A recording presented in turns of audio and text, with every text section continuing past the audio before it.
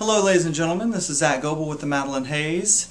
I wanted to do a little video for you guys to show you some new things about the sound of where we're going with the new album and what I'm doing specifically to influence that with my guitar sound and with my entire setup. Those of you Haze heads will note that the setup that you're about to be taken on a little tour of is completely different from the last setup that I had. I've done a complete overhaul on my sound and on my setup, so I'd like to take you through that now. Always Ibanez, and what we have here, as we see the wall of guitars, we have a Blackstar HT40, which is a all tube amp, fantastic. 112, but as you can see, all the knobs save for the reverb and master are set to 12 o'clock, and we'll talk about why in a minute. And then we come over here and we see the Line 6 Pod HD 500 floorboard in my little cubby here. And what we're doing is we're actually running this in what's called the 4-cable method, which means we are, and it's kind of complicated and at times doesn't seem to make much sense, but we have a 1/4-inch cable running from the effects send to the input of the guitar amp, from the effects send in the back of the guitar amp here to the effects return, from the return of the amp into the output of the board, and then we just run our guitar straight to the guitar in for our direct signal. And this is called the 4-cable method for those of you who are not familiar with it. What it does is it allows the Pod HD 500, and that was some notification nonsense. It allows the HD 500 to be in charge of the sounds altogether, because if you're not familiar with this board, it has fantastic amp simulation and cabinet modeling, as well as all the effects that it offers. So I love the sounds in this, but what it doesn't emulate is that natural, real, authentic tube warmth that you will get from the Blackstar. So running it in the 4-cable method allows to use just the Blackstar's power tubes and his power amp to get that warmth, and you're using the sounds from the HD 500. And as you can see, I'm doing some guitar tracking right here at home for the new album, and so now I'm going to let you hear how it sounds for a hot second.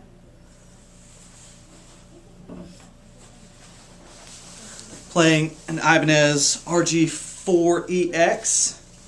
Actually, two of my Ibanezes are the EX series, and then I've got the S series right there.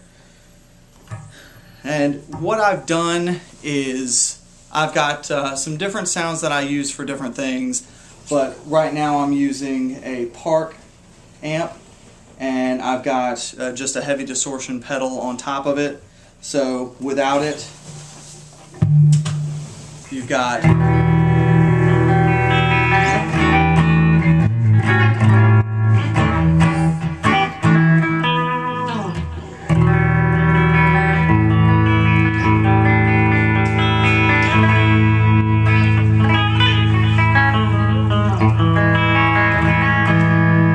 very nice sounding amp. And what I do is throw a little distortion on it.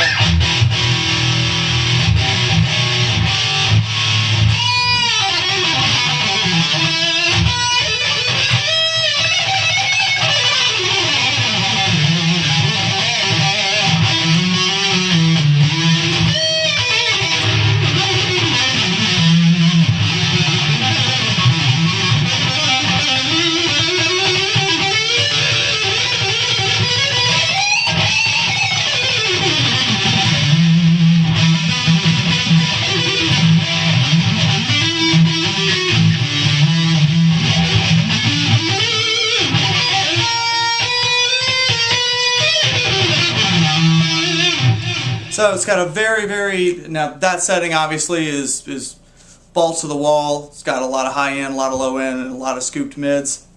You can also, obviously, you know, the settings on the pedal are extensive and endless. Another sound that I like a lot is actually a Marshall JTM 45, which has, you know, classic tone. It's a classic amp, and I use a lot of times I still use the heavy distortion pedal on top of it. It's what I prefer for my tone, but you can note the difference in the sound of the amp itself when you hear.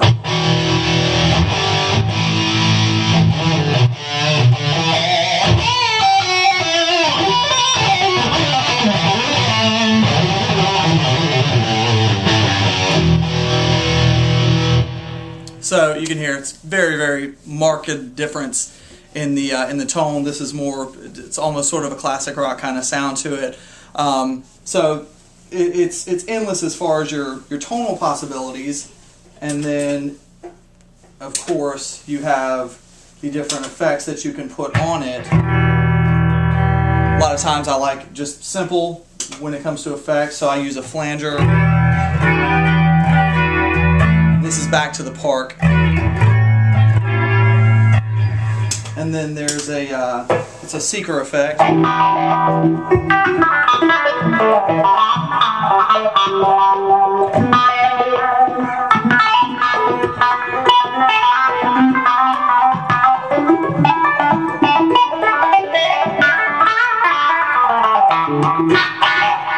So you've got a lot of different things that the pedal does, and right now we're going to focus on kind of what I'm using for the upcoming album.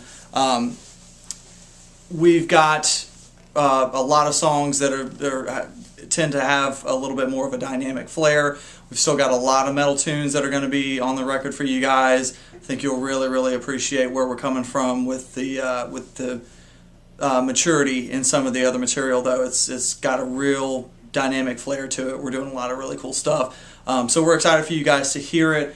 That's a little bit of the tone that I'm going for. That's going to be used in the studio. It's currently being used in the studio and is going to be used in the live sound as well. So that's what I've got going on there. Oh, excuse me. And then guitar-wise, I've got a couple of new things. This is as I said earlier, the RG4EX series. And this is my other main guitar that I actually use for drop D stuff, and this is an Ibanez S570.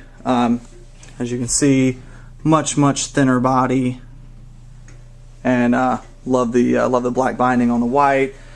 This is a secondary guitar. This is actually an RG-EX5, all gray matte finish on it. Although I don't know if camera will pick that up, but just from extensive play, the matte has actually been polished by the hand and the pick. All matte hardware as well. Very cool guitar. It's one of my faves. And the Taylor 214CE for some of the acoustic stuff, which there is not as much on the album, but we're still doing some fun stuff. Have this, which is used basically as for some of the internal sounds, but basically as a MIDI controller for some of the nuanced stuff that we're doing on some of the material. And once again, tracking here, we're tracking in two different spots. So I do some of my personal tracking here, and then we track at a private studio that is elsewhere. And that's what we've got. Very brief tour of the pedal board. As you can see here, one other thing, you'll notice a extra cable laying right here. I'm actually using a separate cable run to my guitar right now that's used for home use for practice purposes. But normally, as you can see here, for the 4-cable method, here's the other end of that cable, I keep 4 cables bundled together, and that way setup for me in a live setting is very, very easy. As you can see, all of my cables are labeled, so there's your amp input right there. So there's never any guesswork for me. I can have the entire rig set up and good to go in like 10 minutes tops.